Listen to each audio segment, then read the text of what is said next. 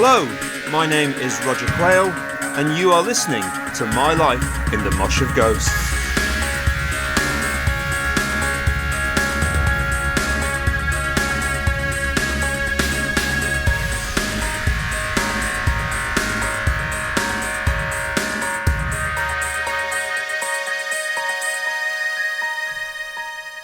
Hello there, and welcome back to My Life in the Mosh of Ghosts with me, your host Roger Quayle, and thank you for joining me. It's been a while, but let's not beat around the bush. Today's new episode is going to take us back to the sweltering summer of 1983 and a trip down to London to see the mighty Fall, with an unlikely guest appearance by some German heavy rockers. So let's get cracking. It's the Fall, supported by The Box, at the Ace venue in Brixton on Friday the 15th of July 1983. Here we go. Come on, look lively! The Scorpions are coming! A spring Saturday morning in deepest Surrey, and recording studio owner Andy Fernbach is in a state of high anxiety. While normally as equable and phlegmatic as the flock of Jacob sheep who graze the adjacent field and give their name to his residential studio complex, Andy has good reason to be excited. For today, he is to be paid a visit by German hard rock band The Scorpions, who are searching for a secluded space to start pre-production work on their new album. A 12-week block booking at full major label rate card prices. None of these cheap indie deals that Andy does for the likes of us, I'm So Hollow, The Au Pairs and Malaria. So it is that yards of snaking cables are charmed back onto tidy hooks. Ashtrays with pyramids of ciggy stubs are banished, and that rarely heard studio instrument, the Hoover vacuum cleaner, is given a good workout in the vocal booth. Young tape-op Mark Stent, known to all as Spike, gets the worst job. In the future, Spike's personal reel of 2-inch Ampex will unwind to see him become one of the most in-demand mix engineers in the world, bringing his magic touch to recordings by Ed Sheeran, Harry Styles, Beyoncé and other 21st century superstars. However, it's a whirring, jarring rewind back to the present for Spike, tasked today with scraping geese guano off the paving stones by the studio entrance with a wallpaper stripper. It's mid-afternoon in Studio One, where The Box are recording our debut album with producer Ken Thomas, when there is a polite knock on the control room door. In comes Andy Fernbach with his very special guests.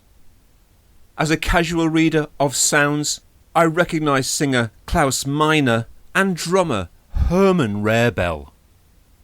Both musicians are dwarfed by their girlfriends, who, fashion-wise, strut that previously unseen catwalk between Amazonian warrior woman and Chicago mobster's moll.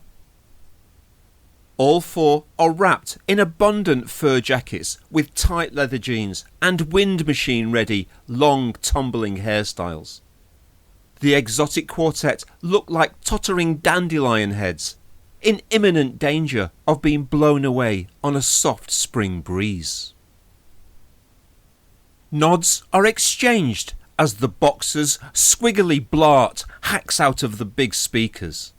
The universal sign that says, "We've nothing musically in common and acknowledge this is slightly awkward," before Andy leads the troupe into the live room. Uh-oh, quicker than you can say, Udo Lindenberg und das Panic Orchestra. The foursome return. The nods more terse this time. with Andy trailing in their fragrant wake.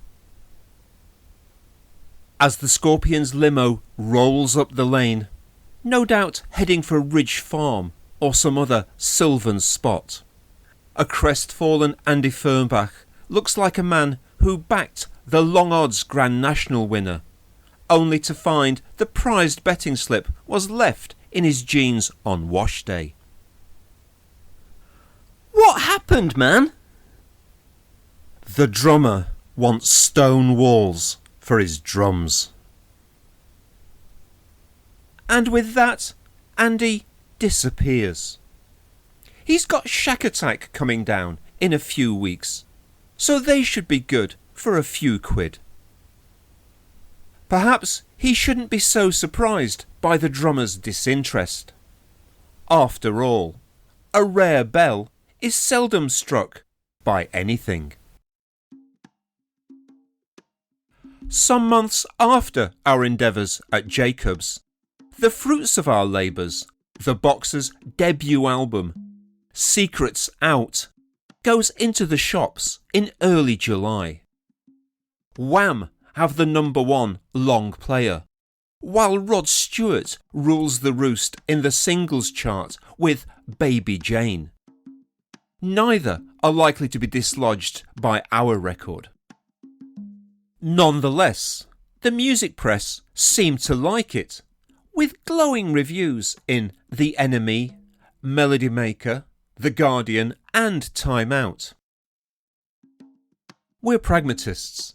While these plaudits might give us a warm, fuzzy glow, it's much like the toasty feeling you get when the self-same magazines are scrunched up as a firelighter in the hearth on a winter's morning. Fuel for the trip, not the destination. We know our feisty din isn't going to be heard on Simon Bates' Our Tune anytime soon. It's going to be gigs where our future success will be determined. And while the Box play live more regularly than DVA, we've still got a long way to go to catch up with the relentless roadwork of the headliners on our next London show, Manchester's The Fall. For me, it's impossible not to see The Fall through the prism of their chief benefactor, Radio 1 DJ John Peel. I only own a couple of their records, but feel I know their music reasonably well through their regular exposure on Peel's late night programme.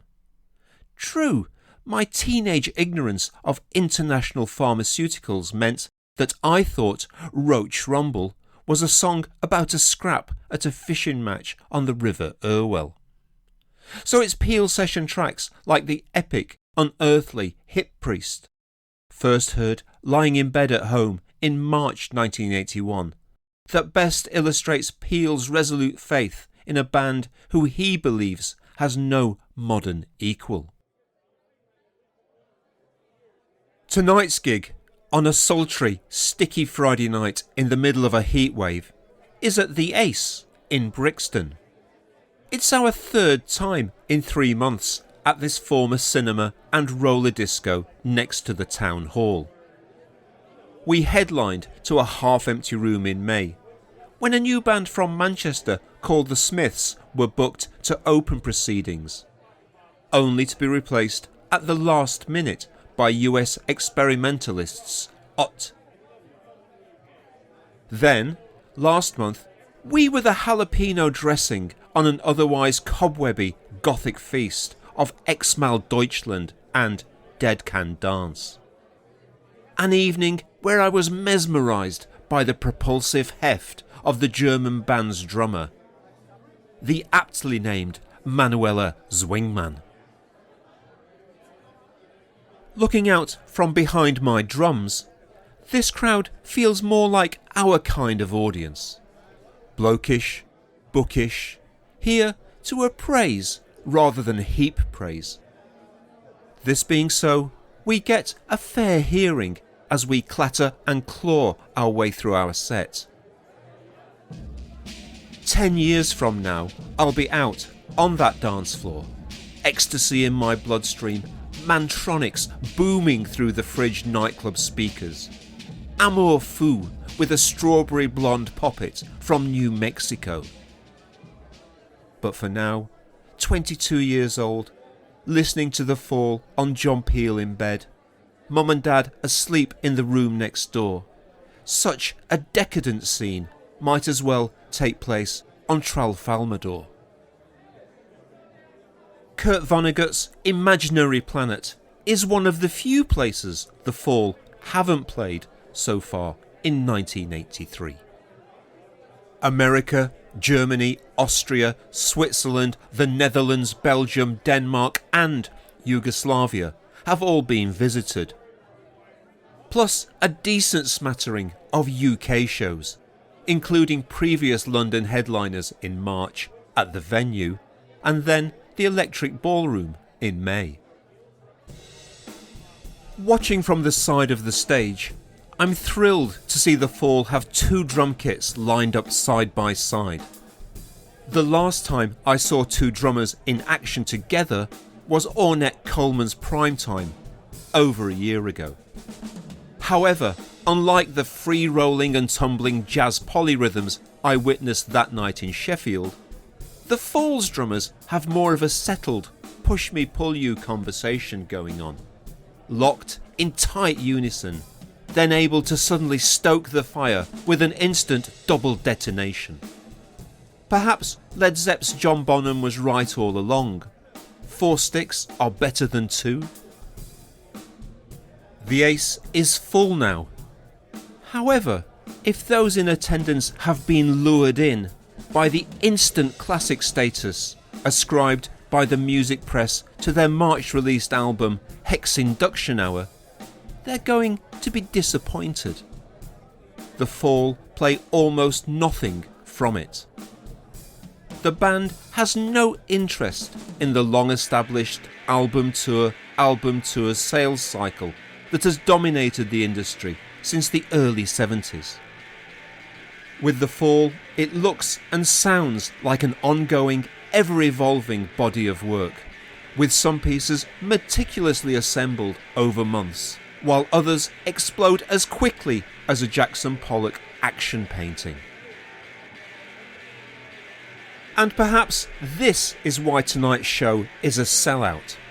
Fans come and see The Fall because they don't conform to music biz norms. They don't plug the new album or play the hits, and it is never ever great to be back in London, Amsterdam or Cleveland. Insert your town here. Frontman Marquis Smith wears a shiny polyester satin shirt which clings to his xylophone ribcage in the clammy atmosphere and is the only concession to show business. The rest of the band wear drab, dun jeans and t-shirts.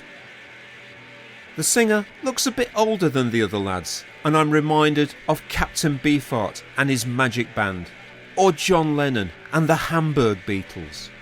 Age equals seniority, and it is unquestionably Marquis Smith's band.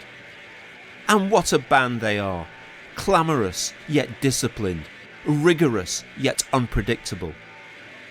Since the recent publication of The Wright Stuff, Tom Wolfe's thrilling narration of the 1960s Mercury astronaut programme, a new phrase is entering circulation: pushing the envelope.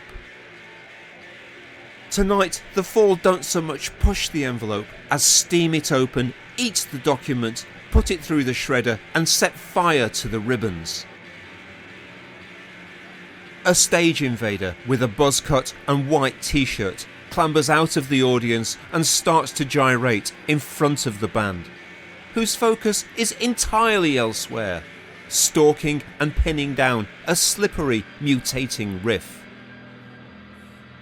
An unsteady Salome before Smith's indifferent Herod. The interloper is eventually pushed away and helped off stage by an intervening roadie.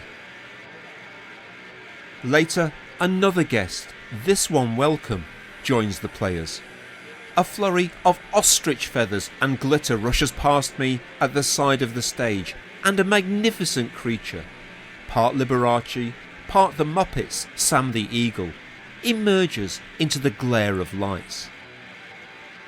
After, I'll learn that this is Alan Pillay, sometime northern drag queen and friend of the band, who orates some disobedient verse while the band grind out a merciless beat. The Fall strike up a rockabilly groove, and I can't help being impressed by their industry. They are more like a union than a group or a band, albeit one with an unpredictable, fiery shop steward. In another life, they'd have been platers and riveters, cabinet makers or boat builders. I imagine a late 21st century Arthur Negus on Antiques Roadshow. Oh yes, this striking and sturdy piece carries all the hallmarks of the Hanley brothers, who worked in the Northwest in the 1980s. The Fall raise a jib, and Marquis Smith's gargoyle gargle breathes life into the fabric, and onwards they sail into history. In the dressing room afterwards, Al Pillay is holding court, still looking utterly fabulous, wrapped in a purple feather boa. Marquis Smith is smiling and sniggering like Muttley at Pellé's withering pronouncements. He's in a good mood, and so he should be. He's getting married in 4 days. As for the box, we're back down in London in a couple of weeks from now for an appointment with DVA's old live nemesis, Killing Joke.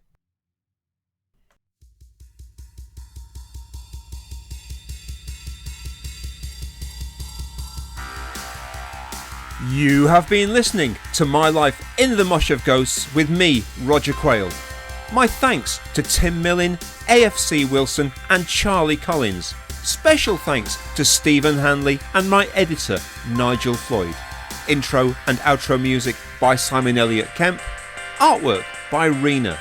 Please join me again soon for another episode from My Life in the Mosh of Ghosts. Until then, thanks so much for listening and bye bye.